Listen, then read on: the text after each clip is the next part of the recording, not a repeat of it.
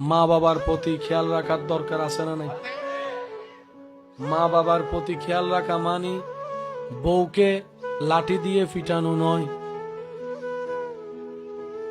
বুঝতে পারছি কথা? মাকে খুশি করা মানে বউকে আগুনে ফেলে দেওয়া নয়। আমরা অনেক সময় ব্যালেন্স করতে জানি না। আপনি আপনার মায়ের সন্তান, আপনি আপনার স্ত্রীর স্বামী, তো সন্তানের উপর মার অধিকার, তো স্বামীর উপরও তো বউয়ের অধিকার।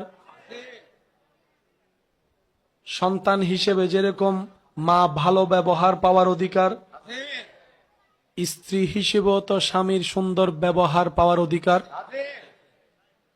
একটাকে তুলে একটাকে নামালে রবের কাছে ধরা। কারণ আপনার মারও রব যিনি, আপনার স্ত্রীর রব তিনি।